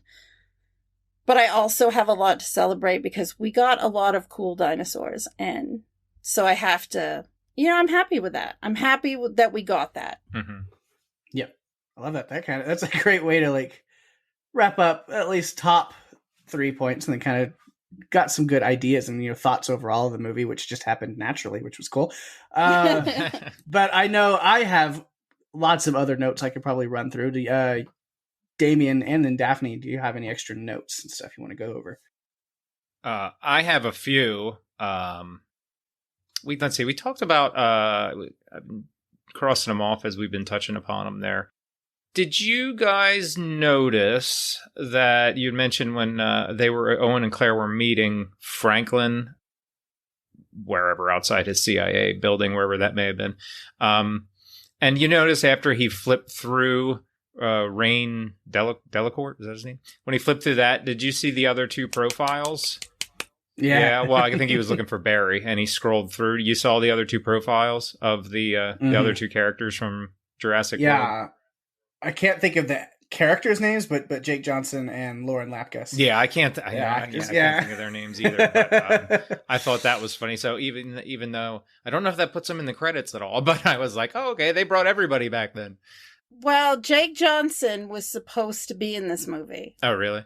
However, COVID and not being able to travel, he had to bow out. Okay. And I wanted some Lowry in this. Yeah. I would have been happy with that. He was cool. I liked him.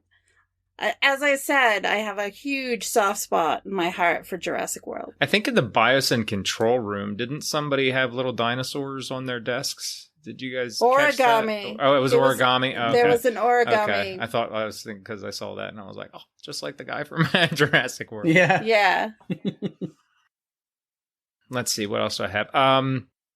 There was did you guys notice there was a little shout out to another Spielberg classic? At least I thought there was, in the Amber Mines, that had a definite Indiana Jones feel to me.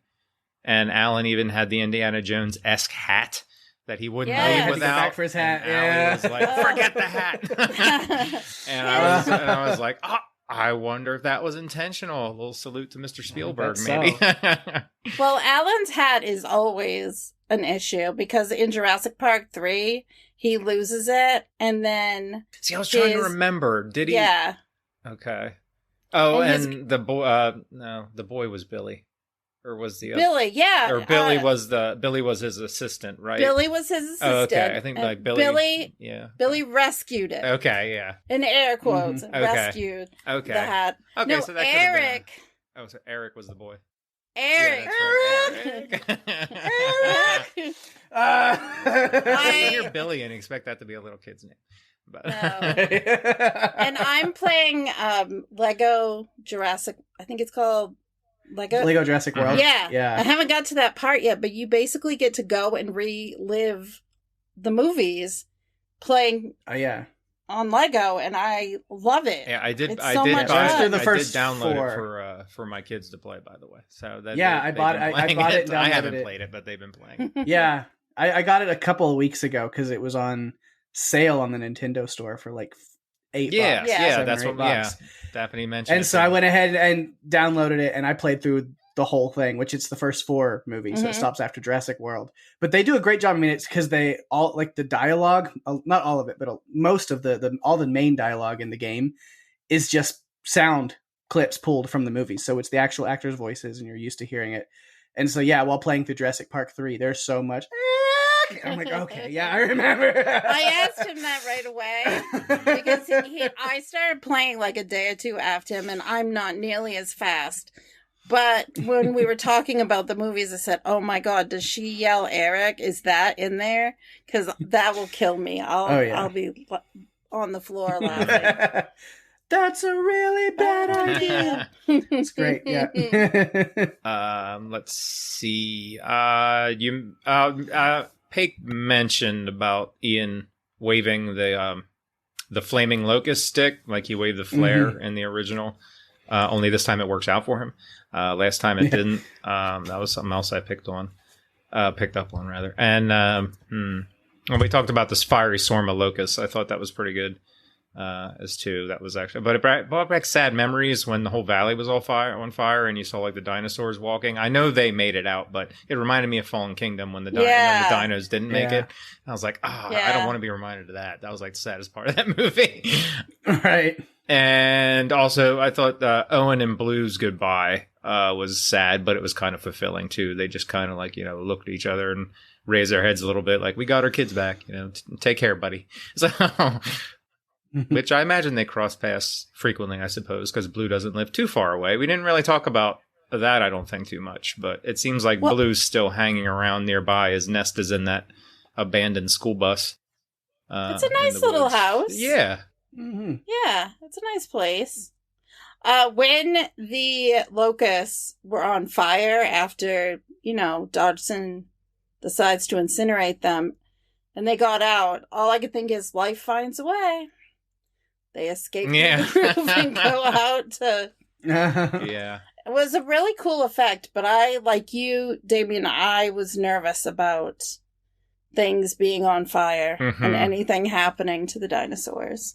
I was happy at the end of the movie when they said it's permanently a sanctuary now, and then we saw the 2 T-Rexes from The Lost World there with Rexy. So there's 3 of them now.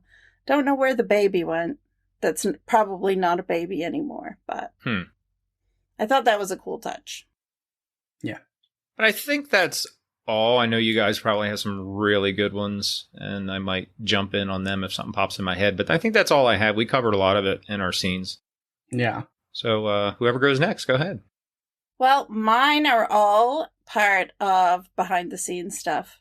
I put them all in there, so Pake, have at it. All right. This one wasn't in mine, but I just thought of it while you're talking about, just kind of like nods to the other stuff. I like when the whole group is together after the Giganotosaurus leaves, and they're up in that like tree lab, and Kayla looks over at Ian Malcolm, and his shirt is unbuttoned. Oh, and yes. The chest is showing. He's like, oh, and buttons it back up. Kind of a little nod to Jurassic Park, which is funny. But yeah, let's see what I've got. I've got a bunch of notes, but we've probably covered a lot of it just talking. I said Blue taking Beta hunting was fun. Wants to start with something small like a rabbit, but then what was it, like a wolf that came out and stole the rabbit? And then Beta's like, I can take that too. Yeah. That's fine. Let's see. The locusts, as much as the storyline was really dumb, the first time that we see them terrifying these 2 little kids on this ranch, I was like, yeah, talk about traumatizing. Those things are incredibly scary in that scenario. I will give them that. But let's see. Yeah, Alan Grant reuniting with Ellie the first time, and it was really sweet. But also, he knows you didn't come here just to catch up. There's definitely you're dragging him along to something else. Which I like that their relationship is at least that much. Where he was like, "What is it now? What do I got to do? Where are we going?" Another little quote that I liked. Grant's kind of being blown away by the different species that Biosyn have managed to gather from both islands. And also, they're creating other species that neither like Park or, you know, anything had ever done before. So they've got a bunch of like blueprints is not the word, I guess, but, you know, like the DNA, you know, kind of setups and stuff that those parks were working on, the dinosaurs they never actually bred. And they're like, well, now we can do it. And then, so there's a lot of new dinosaurs in this movie because Biosyn has been doing their own dinosaur breeding. And so Grant's, you know, looking at all of that. And then when Ramsey tells him about the signals in their brain that they've included in there so they can herd them from place to place in case they do need to do any above ground work. And I love, he goes, don't you think that's a little cruel? He goes, do you know how much voltage was in the fences at Jurassic Park? And his just immediate answer is, yeah. Which, love that, because he's just like thinking about that moment, like, don't remind me. So that cracked me up a little bit. Grant being in coffee hell while Ellie and Malcolm are secretly talking about her sweater and stuff as he's code wording things to slip her the little bracelet so they can get down to the lower level on camera, which they still caught on camera, him slipping her the bracelet apparently, so, or him slipping it to her. So that didn't work out as well, but I love that his idea was just like, let's do this as discreetly as possible. I'll let Alan sit over there and get tortured by this barista. Should we move on to milks? There's oat and no? Okay. I learned that allspice is not very popular. Yeah. Pake, would you like to be at Starbucks and have them run into all of this information? Or would that be a help for you too? Because you like coffee. I do like coffee. But I can't usually kind of know what I want. I don't need to be coffee splained too. And then with Ramsey, like then knowing on you know, after the first watch, on later watches, repeating watches of this movie, knowing that Ramsey is the good guy on the inside, then it's kind of like very obvious when he's spelling certain things out. Like he's just like, would you like to tour the facilities by yourself? Yeah. Because, okay, you can go on your tour, wink, wink, almost, and then meet me back here in 30 minutes. Make sure you don't use those elevators because they go down to the sub levels and you need certain entrance bracelets to get into those. Wink, wink, you know, it's very like, here's your window. It was still shocking though that he, like, it wasn't surprising that he was helping Malcolm, but it turns out he actually told Malcolm. You know, that was a nice twist. Yeah, that he was kind of the one that actually was behind the whole plan. I like. Let's see. We talked about a lot of other stuff. With Maisie running into Alan and Ellie after her and Beta bounce out of the lab, and then the locust frenzy that Alan and Ellie are able to escape from. And with them running into each other, I was like, well, it makes sense that they would recognize who she is, or at least especially Ellie would, after them finding out that she was friends with Charlotte Lockwood. And then, of course, I mean, it's the clone girl. Like, she's in the news. People are going to know who she is. But it was kind of weird to me that Maisie recognized Ellie and Alan. It's like, you're Alan Grant and Ellie Sattler. It's like, how much of that is she going to know? It's like, I guess, I mean, since the whole Jurassic Park debacle, her grandfather was one of the original creators and people behind Jurassic Park, but still I feel like it's a little bit of a stretch that she would just recognize them like that easily, but it's a little thing. And let's see, I Malcolm, I didn't know there was going to be a code. He's just, there's about 10,000 possibilities. He's going through things, and they're like, on the like third or fourth one he tries, it opens, and he's like, that worked. And then you're like, well, Ramsey just opened it remotely from the other side, but which is really funny to me. The lighting choices when they split up to with Ellie and Claire going to reroute the power, and then when Owen and Alan and Maisie go to get Beta, I loved those shots when they would cut back and forth, because the server room that the ladies were in was this like deep red color, and then it cuts over to the guys and Maisie, and it's this very icy cold blue. room. And the going back and forth between those, that lighting balance, I thought was a really cool choice. It's like hot and cold. Yeah. And yeah, I think that's really it. And then just kind of the ending, just kind of, Alan and Ellie having this long awaited kiss. Ramsey and Malcolm spilling all the info on Biosin. Wu implementing his genetic pathogen, killing the locusts. Rexy's hanging out with the other T-Rexes. Beta and Blue are reunited. And the world moves on, with dinosaurs just part of the new normal. And then me thinking about it is like, I'm sure they're still going to try to take the more dangerous ones and continue to relocate them to this Biosin sanctuary. They're not going to just let dangerous animals that are disrupting civilization and ecosystems run wild. I'm sure they're going to do what they can to control those things. But for the most part, like a lot of the herbivores and things might just become part of the new normal. But I think they're definitely going to still be relocating certain dinosaurs to that valley. You mean like the Carnotaurus that was running rampant in Malta? Yeah. Like, I don't think that's not the best like local fauna that you want. And the Atrociraptors, like they need to be relocated as well. But yeah, I think that is it. Well, if you're ready, I have some behind the scenes notes.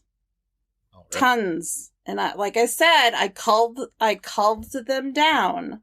It's very difficult to stick with what I got. But here it is, behind the scenes. So Spielberg actually told Colin Trevorrow during the early Jurassic World discussions that he wanted to do more films. So he was kind of ready, knowing that it could happen. Trevorrow was inspired by Bayona's work on Fallen Kingdom, wanted to return to finish what he started. In a 2019 Cinema Blend article, Trevorrow stated that Dominion would be a celebration of the entire franchise. However, producer Frank Marshall said in a 22 Collider article, Dominion would be the start of a new era. So, I don't think they were on the same page. Yeah. See, it seems to me they're not on the same page with that. So there were a few moments that were taken out of Fallen Kingdom and saved so they could be put into Dominion. Since Dominion represented the world where dinosaurs had already spread all over the world. Trevorrow did not want to show the dinosaurs wreaking havoc all over the world. He wanted to show them interacting as chance encounters, like if you're driving on an old road and a moose runs across. I guess he wanted, Velociraptor to run by. He wanted to treat them more like animals in the world rather than just animals that you'd go to war with. Chris Pratt and Bryce Dallas Howard and others kept a list of ideas throughout the filming of the previous two Jurassic World movies. Those were shared with the director at his request. Two items they included were the underground market in Malta and the addition of Blue's offspring Beta. Two great ideas. Mm-hmm. Many actors, such as Julianne Moore, who played Sarah in The Lost World, or even Joseph Mazzello, who played Tim, wanted to appear in this movie. They were not selected or invited to. Others, like Jake Johnson, which I mentioned earlier, he was supposed to be in the movie. The production delays and travel restrictions meant he was unable to do it, so they cut his character, but we did get to see his face on screen. Everyone remembers Dodgson. Who could forget Dennis Nedry yelling that out? We've got Dodgson here. Campbell Scott replaced Cameron Thor, who originated the role of Lewis Dodgson in Jurassic Park. Thor wanted to come back, but he had some really bad legal trouble. He did something really bad. So they brought in Campbell Scott to replace him, and I think Scott brought us a very different Dodgson. In the first film when we met Dodgson, he kind of seemed like this scientist middleman guy. He didn't seem like the head of a major corporation, to me anyway. Yeah. And so they brought him back after almost 30 years, and as part of the roadmap, they always planned to bring him back. Trevorrow had said that he wanted to bring his character back in this trilogy. So he did that. According to Chris Pratt, Dominion is like Avengers Endgame, with a number of cast members returning to their previous roles and the teaming up of new and old franchise stars. I never thought of it that way, but he's kind of right. It's not as big as Avengers Endgame when Captain America says Avengers Assemble. Like, it's not like that. But, yeah, I I didn't get chills in any line in this movie. No, definitely not. Michael Giacchino scored the previous Jurassic World films. He came back for this one.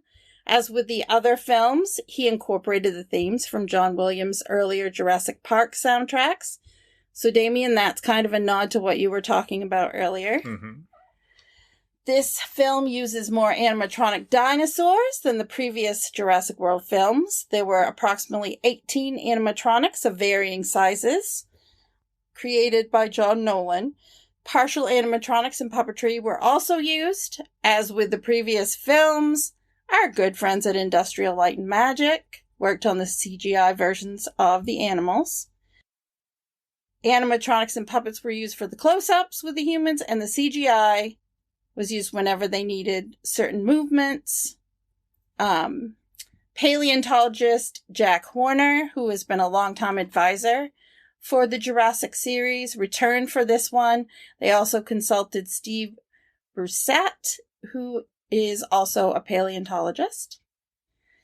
Production on Dominion was closed down for approximately 5 months, February to June 2020, the start of the COVID pandemic.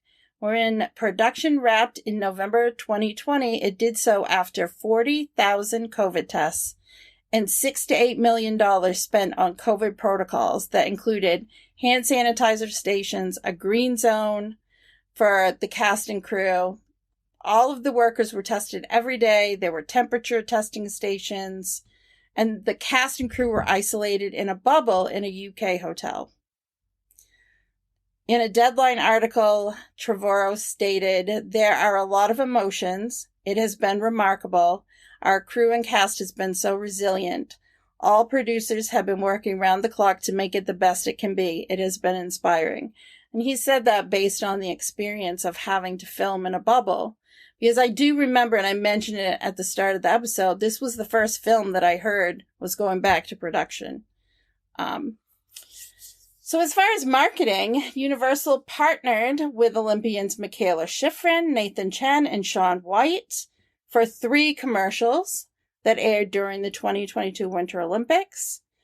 One featured a T-Rex, one featured Velociraptor, and the one starring Nathan Chen, who is a figure skater, had a Parasaurolophus. It's basically each Olympian has a different encounter with the dinosaurs in a snowy environment. Battle at Big Rock, which I think Pake mentioned earlier, is a short film. Colin Trevorrow directed it, was released in September 2019, focuses on a blended family camping trip at Big Rock National Park, California, which is about 20 miles from where the dinosaurs in Fallen Kingdom were released. Film was written by Trevorrow along with Emily Carmichael, who he worked with on the script for Dominion. The CGI, I think, was fantastic in this. While Chris Pratt nor Bryce Dallas Howard shared if they'd taken anything from the set, Pratt did admit in an Instagram video, "Nobody asked me, but I'll tell you right now that I took the Raptor training clicker, my knife, my boots, the pants, the vest, my Isla Nublar ID, and a raptor tooth."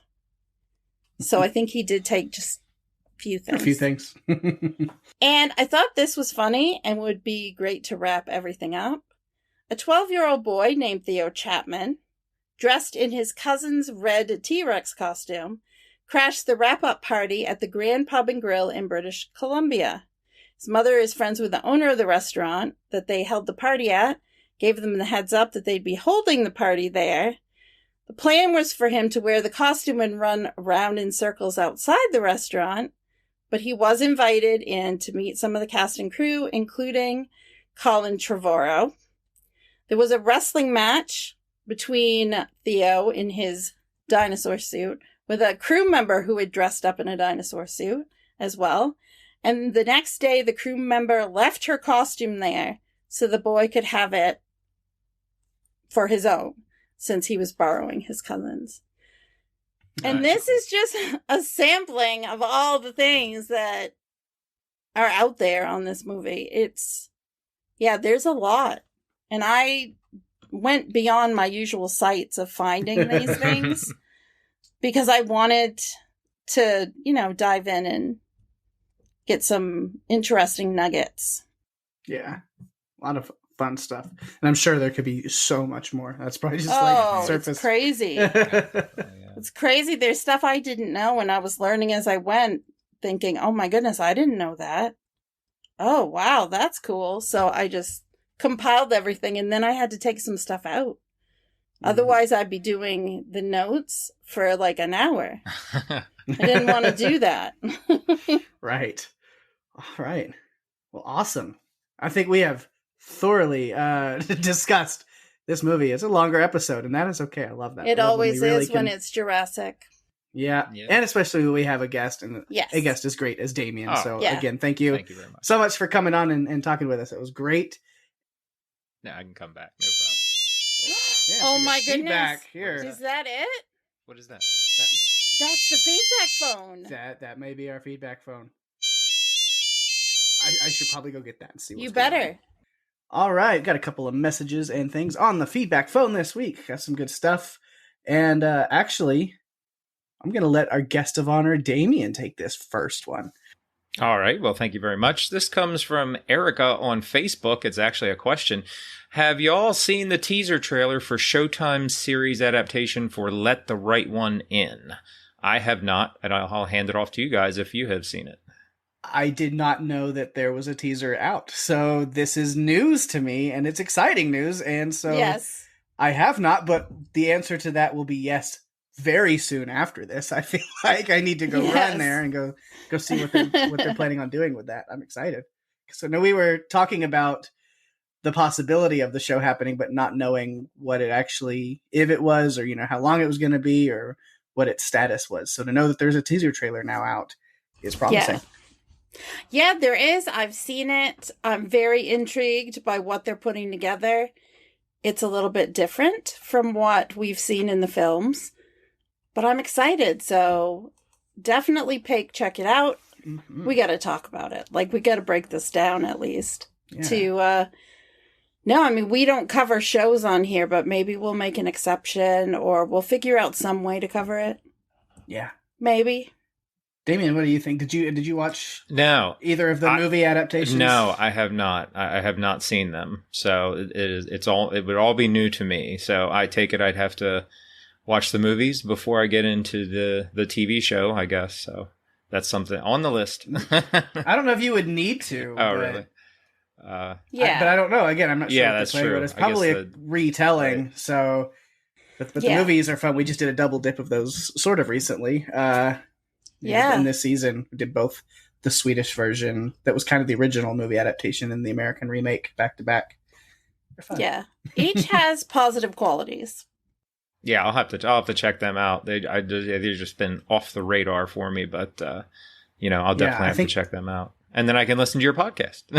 Yeah. I think the Swedish one is on Hulu right now, and the American one is on Netflix currently. So okay. If you have those two, I think those are both available. Sounds easy enough. Yeah. All right. And then we do have some feedback for Jurassic World Dominion this week from, of course, Tony coming through for us. Always love it. Where she says, best thing about this movie is Sam Neill, Laura Dern, and Jeff Goldblum. I was very happy to see them reprise their roles. The dinosaurs looked great, and the giant crickets, when they were on fire, looked cool.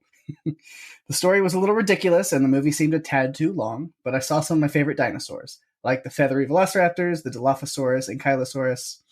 One negative, Chris Pratt and his signature move through the whole movie, and the two previous. Lame. Rolled my eyes every time he did it. I low-key wanted one of those dinosaurs to bite him, not gonna lie. Oh my god. Okay, I know exactly what she's talking about. Oh, absolutely. It's just his thing. It's that handout. Yep. You just expect that a dinosaur is going to bite it off at some point, and it never does. And I guess it never will. Yeah. At least for now. Yeah.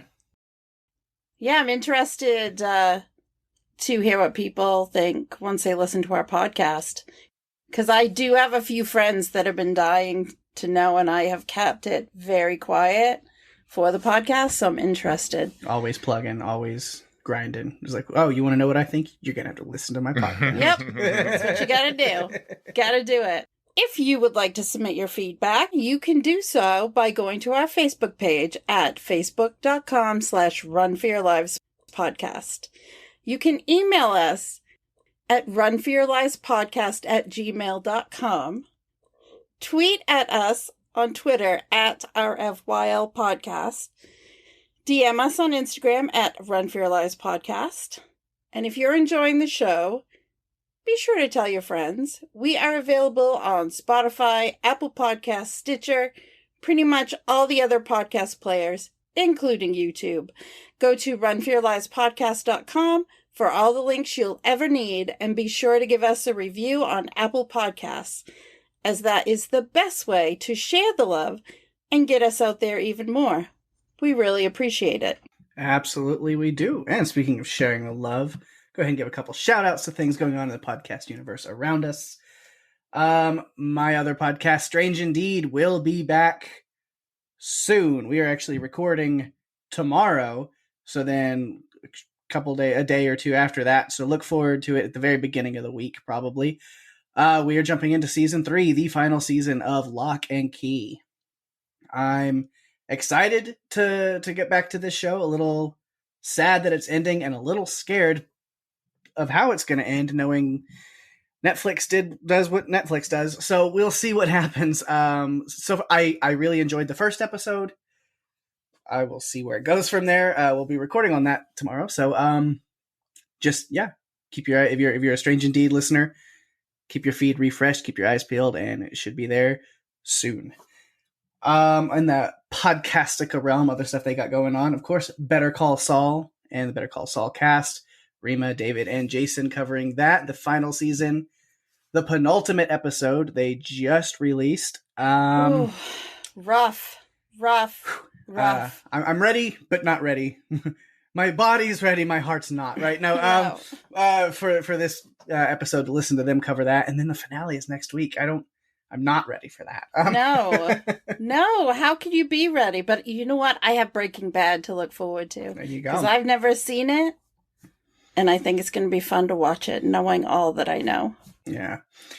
And then also the first episode of Sandman podcast coverage with Mark and Jamie just released as well. So definitely, if you're watching Sandman on Netflix, check out Mark and Jamie's coverage of episode 1 over there as well in the Podcastica network. Panels to Pixels is covering Umbrella Academy Season 3 right now, as is TV Podcast Industry. So there's 2 places to listen to that.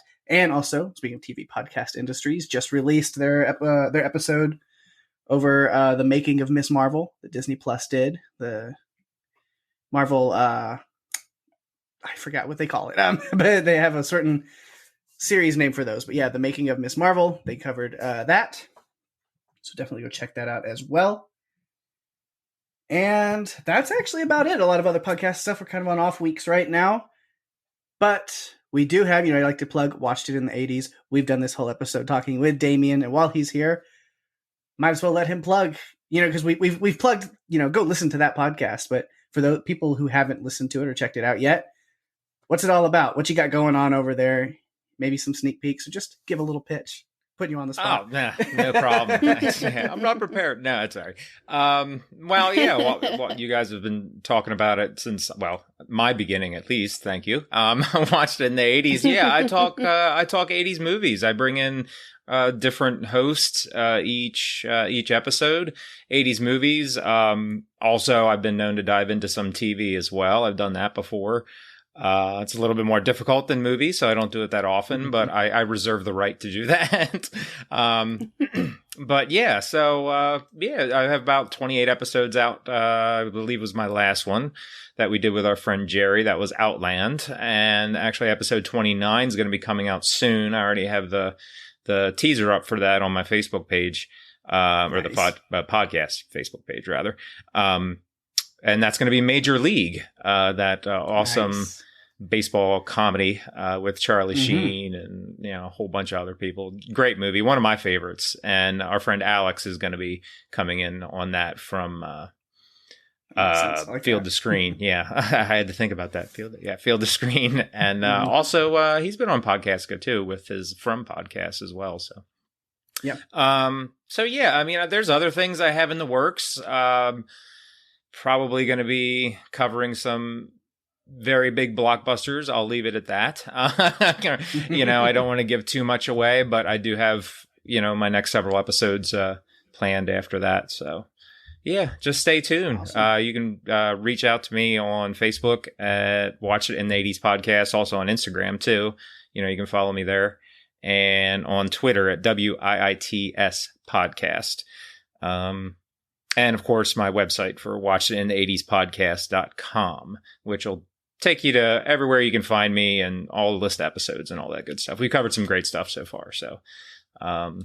And you guys, thank you very much for plugging me. I appreciate it. Thanks for coming on. It feels like it's been a long time coming to finally get you on. Yeah, I know. I'm glad you didn't go past 100 before getting me on. Right.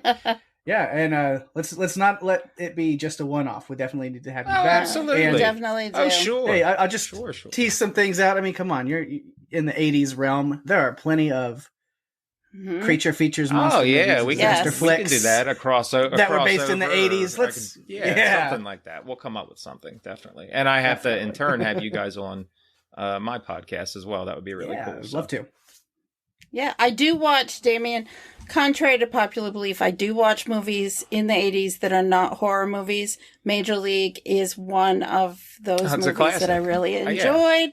I've seen it a bunch of times, can quote it. Absolutely. It's just Oh, great. gosh. Growing up, I quoted it all the time with my friends. We love that. We love it, right? We just love that so much. Yeah. Probably, I don't know. Definitely one of my favorite baseball movies of all time.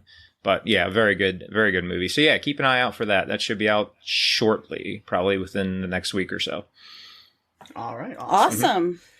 Speaking of in the next week or so, what do we got going on next week right here on Run for Your Lives? Well, with a busy schedule next week, we are going to tackle something new. We're going to cover one of the episodes of the Netflix series 2-Sentence Horror Stories. Now, these episodes are about 20 minutes long. They're inspired by online fan fiction, and it's a horror anthology series that follows fearful victims who find themselves caught in dark and twisted circumstances. So we're going to tackle one of the episodes. The one that we have chosen is Season 2, Episode 6. It's called Fix, and it stars Kevin Alves, who has been in Lock and Key and is also a main cast member on the show Yellow Jackets. So go ahead and check it out and let us know what you thought. Yep. Be looking forward to that. Well, and with that, we have reached the end of another dinosaur-filled, action-packed, fun episode. Thanks so much for joining us, Damian. It was great to have you here with us. Thank you so much for having me. Look forward to coming back. Yeah. And thanks everyone for listening. I'm Daphne. And I'm Pake. And if you have to run, you better run for your lives. Bye-bye.